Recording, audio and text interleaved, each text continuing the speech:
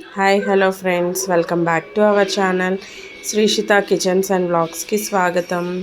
నేను మీ కౌసల్య. ఈరోజు వ్లాగ్ వచ్చేసి నా స్టైల్లో బగారా రైస్ ఏ విధంగా తయారు చేసుకోవాలో చూసేద్దాం. దానికి కావాల్సిన ఇంగ్రీడియంట్స్: కట్ చేసి పెట్టుకున్న ఉల్లిపాయలు, పచ్చిమిర్చి, అల్లం వెల్లుల్లి పేస్టు, పుదీనా, కొత్తిమీర, కరివేపాకు, మసాలా స్పైసెస్, ఆయిల్.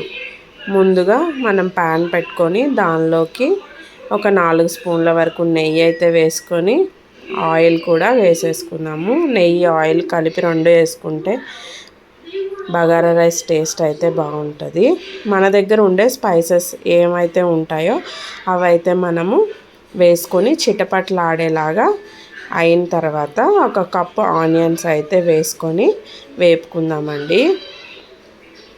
వేగుతునేటప్పుడే కట్ చేసి పెట్టుకున్న పచ్చిమిరపకాయలు కూడా వేసుకొని దాన్ని కూడా బాగా ఫ్రై అయ్యేలాగా వేపుకుందాము. కడిగి పెట్టుకున్న కరివేపాకు కూడా వేసుకొని ఫ్రై చేసుకుందాము. పుదీనా కూడా కడిగి పెట్టుకున్న పుదీనా ఒక కప్ వేసుకుందాము. పుదీనానే అండి బగారా రైస్కి మంచి ఫ్లేవర్ ఇస్తుంది. అవి బాగా చూడండి లైట్ బ్రౌన్ కలర్ వచ్చేలాగా ఫ్రై అయింది కదా. ఇప్పుడు మనం అల్లం వెల్లుల్లి పేస్ట్ అయితే యాడ్ చేసుకుంటున్నాము. ముందుగా వేసేసుకుంటే అడుగు పట్టేస్తుంది కాబట్టి ఇవి ఫ్రై అయిన తర్వాతనే అల్లం వెల్లుల్లి పేస్ట్ అయితే మనం వేసుకొని ఫ్రై చేసుకోవాలి. మొత్తం ఇవన్నీ బాగా ఫ్రై అయ్యేలాగా చూసుకున్నాక సాల్ట్ కూడా వేసుకోవాలండి. రుచికి తగ్గట్టు మనం ఎంతైతే చేసుకుంటామో దానికి తగ్గట్టు సాల్ట్ అయితే వేసుకుని ఒకసారి బాగా కలుపుకోవాలి. బాగా వేగితేనే బాగుంటుంది దీనికి. ఆ గ్లాస్తో అయితే నేను రైస్ తీసుకున్నానండి, ఒక 4 గ్లాస్ రైస్.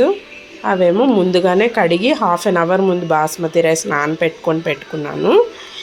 ఇప్పుడు ఈ గ్లాస్తో అయితే వాటర్ అయితే వేసుకుంటున్నాను.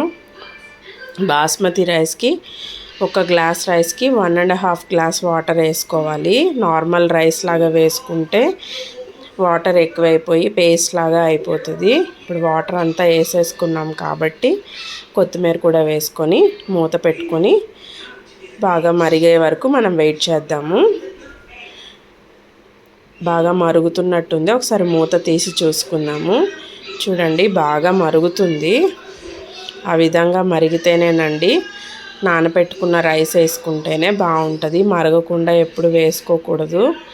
ఇప్పుడు నానబెట్టుకున్నాం కదా, అందులో వాటర్ అయితే వంపేసుకొని రైస్ అనేది దాంట్లోకి మనం యాడ్ చేసుకోవాలి.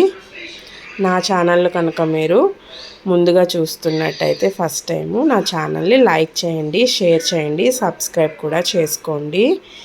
పక్కనే ఉన్న బెల్ ఐకాన్ని కూడా క్లిక్ చేయండి.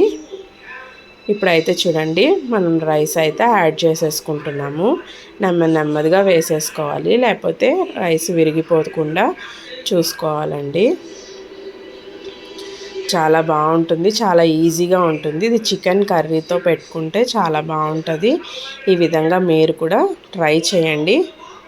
ఈ రెసిపీ ట్రై చేసి నాకు కామెంట్లో పెట్టండి. రైస్ అంతా యాడ్ చేసేసుకున్నాము.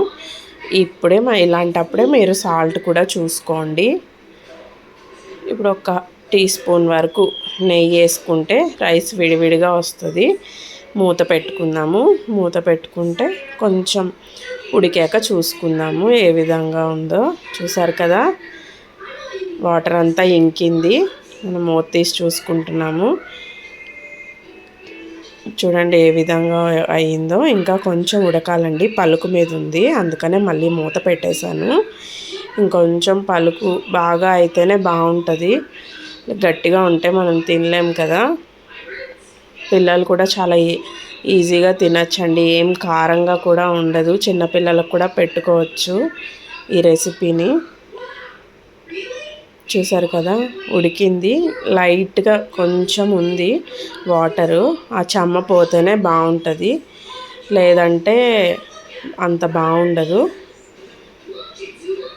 చూసారు కదా అదైతే ఆ చెమ్మ అంతా డ్రై అయిపోయింది. మన రెసిపీ రెడీ అయిపోయింది. Bye bye.